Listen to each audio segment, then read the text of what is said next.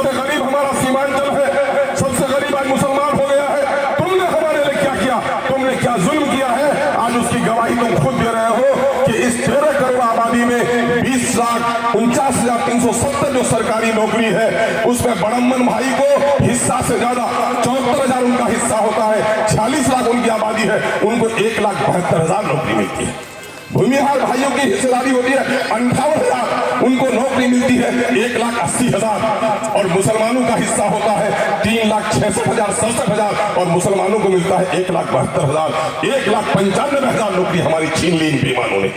मालूम है अगर इस 1,95,000 लोग सरकारी नौकर होते, आज अगर हमारा भी कोई बेटा, हमारा भी कोई भाई पटना के इंजीनियरिंग में होता तो ये गलत योजना हमारे लिए नहीं बन पाती।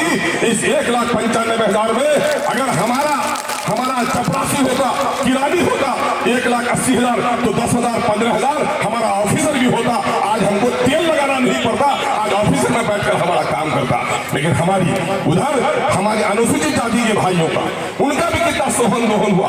हमारे बस्तियों में लोग कहते हैं मंदिर मस्जिद के झगड़े, अरे मंदिर मस्जिद का झगड़ा नहीं, पुजारी बन जाओ, अच्छा हिंदू बन जाओ, अच्छे हिंदू की जरूरत है देश को, अच्छा मुसलमान बन जाओ, देश को जरूरत है। हिंदू और मुसलमानों के नाम पर देश को लड़ने की जरूरत नहीं है। आज क्या हुआ, उनकी आबादी 2,56,000, उनकी नौकरी में होती है 4,02,000 हिस्सा, उनको मिला 2,91,000।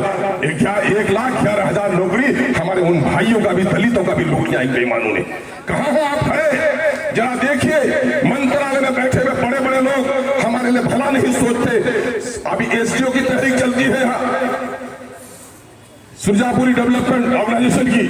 हम लोग बोलते हैं कि हम लोग सुरजापुरी की आबादी कितनी, 24.5 लाख। नौकरी में हिस्सेदारी कितनी, 39,000 और नौकरी मिली कितनी, सिर्फ आपको 15,000। आपकी नौकरी यहां भी छीन ली बेईमानों ने। चलिए हमारे सियासतदानियों की आबादी 13 लाख, नौकरी में हिस्सेदारी उनकी 21,000 मिली, उनको 5,500।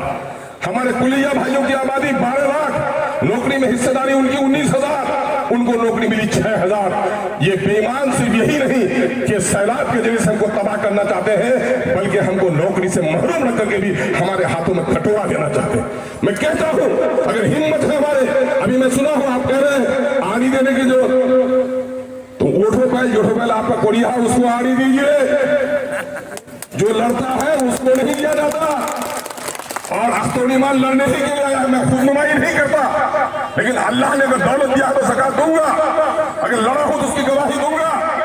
पहले अभी हाजी साहब महागठबंधन की हुकूमत है और इस इलाके का सारा एमएलए महागठबंधन में है। एक मैं ही गुनाहगार हूं जो पागल की तरह इधर उधर फिरता हूं। अगर ये सारे गठबंधन के एमएलए चाहे कि मुख्यमंत्री जी अगर ये योजना आपने रोका नहीं तो किशनगंज की जनता काला झंडा लेकर इंतजार करेगी, आपको जाने का मौका वहां पर नहीं मिलेगा, तो इनको कल ही करना पड़ेगा। अलीगढ़ की तैयारी हम लोग चलाए थे और उस जमाने में जरा हाई साहब बैठ के लाते थे, हम कहते चलिए भैया दौड़ना पड़ेगा। अरे मैंने काहे दौड़ाते हैं भाई, हम तो ऑक्सीजन सिलेंडर वगैरह लेके चलते हैं अभी। और मैंने कहा दौड़िएगा तो सेहत अच्छी हो जाएगी। अल्हम्दुलिल्लाह अब दौड़े हैं तो सेहत भी अच्छी हो गई है।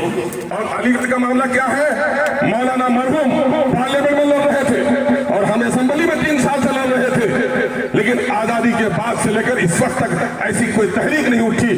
3 साल तक दिल्ली और पटना की सरकार जमीन नहीं देती थी। हमारे कुछ जदियों के भाई हैं, वो महानंदा में डुबकी लगा करके अलीगढ़ का तख्ती उठाते थे और क्या कहते थे कि सरकार ने तो जमीन दे दी है। तो मैंने कहा अकल के अंधे तहरीक क्यों उठी है? जो लोग कल तक अलीगढ़ की मुखालिफत कर रहे थे, आज अलीगढ़ के नाम पर लड़ने की तैयारी कर रहे हैं। ये किसका? ये आपकी देन है। हम लोगों ने एक नारा दिया था कि अलीगढ़ के लेने दोगे जमीन तो नीतीश कुमार सीमांचल में पांव रखने की नहीं देंगे तुमको जमीन। नतीजा क्या हुआ? अलीगढ़ के लिए जमीन भी दिया और जब अलीगढ़ के मामले में सरकार बदनाम हुई तो क्या हुआ? एपीजे अब्दुल कलाम आपका एक कॉलेज भी आपको मिला। इसमें भी हम लोग नारा देंगे कि अगर हमारे बांध में हम योजना की मुखालिफत नहीं कर रहे हैं, हम योजना चाहते हैं कि इस योजना के जरिए से अरे